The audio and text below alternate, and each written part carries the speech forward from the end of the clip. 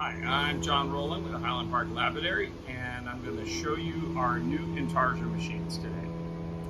So what I'm going to show you right now, this is the 8-inch Intarsia machine. Basically, it's a half horsepower motor. I kind of standardize on half because honestly, they aren't that big of a difference between a third, and that way we have a standard motor that we use on a lot of different things. This machine is based on the Al Sassona design, but of course we've done a number of Highland Park enhancements to it.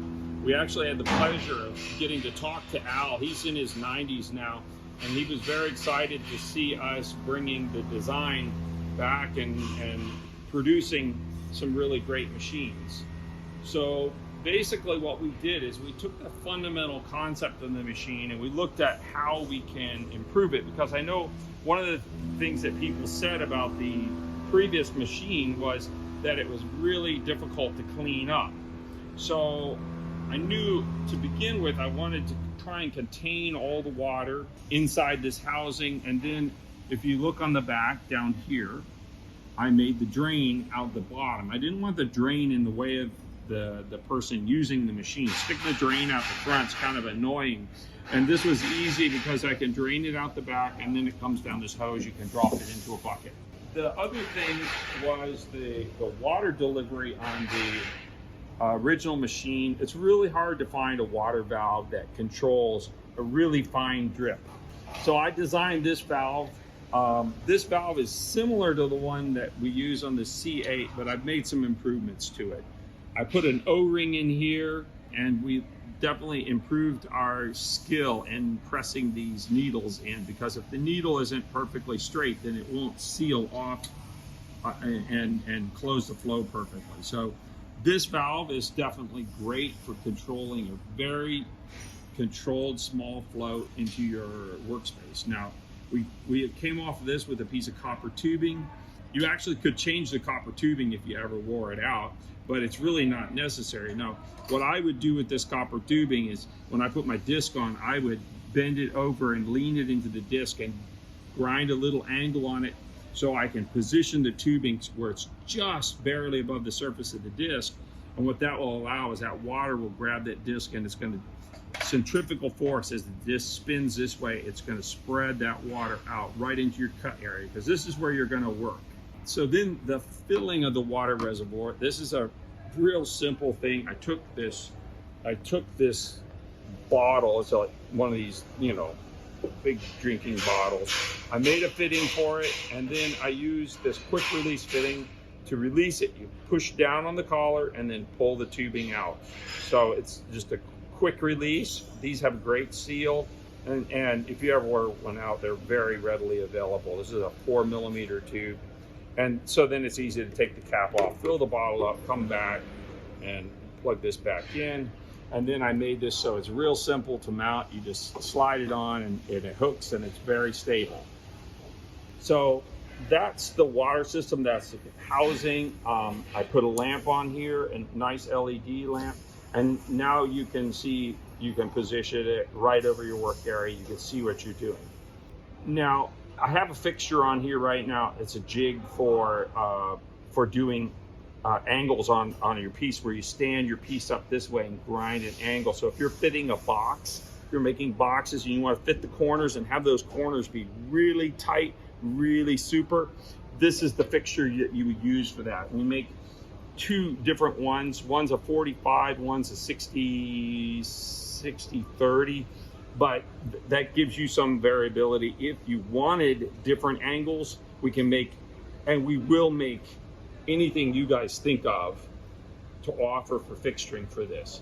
Now, the way I did these is these jigs locate on 2 pins, which means when you put it on, you take it off, it's going to be in the exact same spot.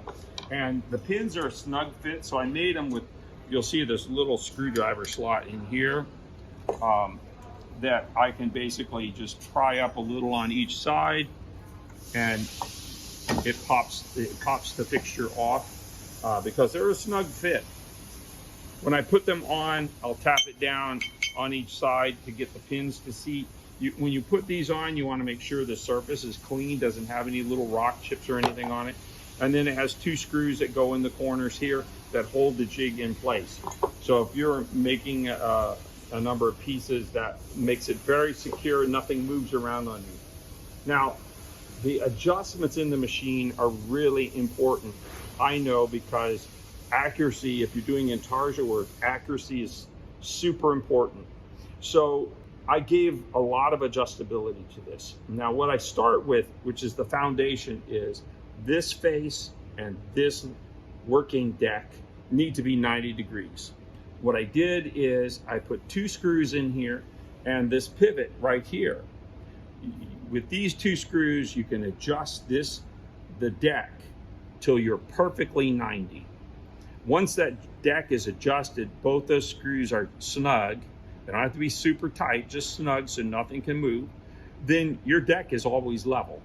That is done here at the factory. If you ever move it or you do something where you loosen up any of these screws, you'll have to redo that, but it's very easy to do. The second and next most important adjustment is these 4 nuts on the side. This allows this housing to slide in and out, and it also allows it to pivot a little bit. Now, why the pivoting is important is that we want this edge here and this face here to be parallel. Now, that can be achieved by either taking a caliper and putting a caliper here and then putting it over here and start to snug the bolts down until you have the same dimension on each side. Or you could put a little pin, the thickness, or shim the thickness, like a feeler gauge on each side of the wheel that's the same thickness, and run it up and then snug it down. The caliper, in my opinion, is the best method. Now, once you've done that, then you're now parallel to your face and you're 90 to your face. And then all your jigs will give you all the combinations for making all kinds of pieces and getting very repeatable results. And like I said before, this is what we started with. This is basically a little bit more than what Al had. Al had these 4 jigs here. That's what he had produced. What we have added is these tall ones, because when you're doing a box, you'd either have to have a piece like this that is, now you got your piece like this, but the problem is the piece can go like this. And with the tall jig, you can lay this piece right on this edge and slide it in. Now, the challenge is if you want a piece that's a triangle shape and you want to put a bevel, then you'll need a wedge shape here. And I already thought about some of the other iterations. It's actually kind of exciting for all the things that can be accomplished on this machine, because the basis of the machine is really what we thought about a lot was how do we make the core of the machine where it can then just be built on, so we can add any combination of tooling on top of it to produce the results. So there you have it, the Highland Intarsia machines. And we make a 6-inch and the 8-inch. This is the 8-inch we were looking at today.